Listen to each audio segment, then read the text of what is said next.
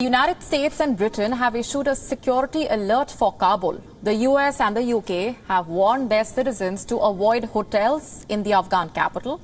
The warning comes days after dozens were killed at a mosque in an attack claimed by the Islamic State. The US State Department issued a statement saying, and I'm quoting, US citizens who are at or near the Serena Hotel should leave immediately, quote unquote. Meanwhile, Britain's Foreign, Commonwealth and Development Office added, I'm quoting further, in light of the increased risks, you are advised not to stay in hotels, particularly in Kabul, such as the Serena Hotel, unquote. The Taliban, which seized power in August, are seeking international recognition and assistance to avoid a humanitarian disaster and ease Afghanistan's economic crisis. But as the hardline Islamist group transitions from a rebel army to a governing power, they are struggling to contain the threats from the Afghanistan chapter of the Islamic State. The Islamic State has been carrying out attacks on the Taliban and Afghan civilians. Recently, over 60 people were killed in an ISIS suicide bombing at a mosque in Afghanistan's northern Kunduz city. Since the Taliban takeover, many foreigners have left Afghanistan, but some journalists and aid workers remain in the capital. The well-known Serena, a luxury hotel popular with business travelers and foreign guests, has twice been the target of attacks as well.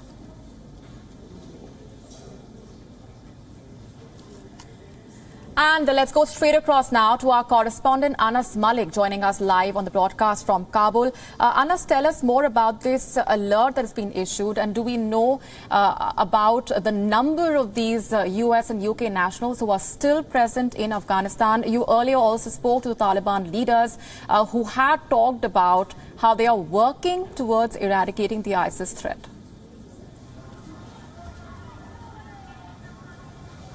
Well, Molly, we have known about this threat for about 48 to 72 hours. We've seen increased security measures being put in place, but how things escalated was when there was a renewed threat that was intercepted by the Taliban intelligence. It was passed on to their foreign collaborators or to the countries they have been communicating with, and then it was passed on to the United States administration. This renewed threat calls for an SVB-ID suicide bomber who can possibly be on a vehicle-borne improvised explosive device, who is said to be hailing from the ISK that can possibly followed by a gun attack.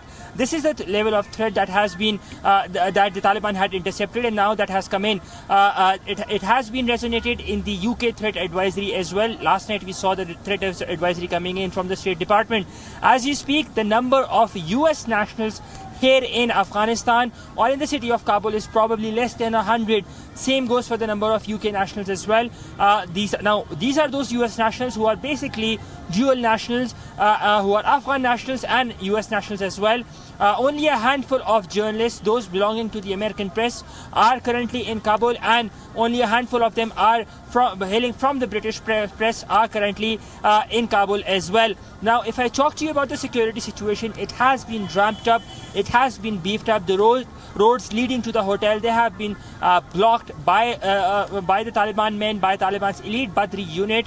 There have been barriers that have been in place. As you can see that right behind me, the road behind me is practically cordoned off. This is a busy street where I'm standing. It's called the Firoshka Street, but it's currently cordoned off, and all we can see is Taliban men in these vehicles, these Humvee vehicles or these armored vehicles. Now, I spoke to Zabiullah Mujahid yesterday, the spokesperson of the Afghan Taliban, and he said that IS is not a bigger problem for them, but it's more of a resistance front sort of a thing that they are, and it's more of a challenge to them that they are working on, that they have launched an operation against, and that they will be eradicating them very soon.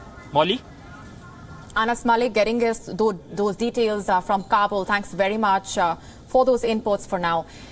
WION now available in your country. Download the app now. Get all the news on the move.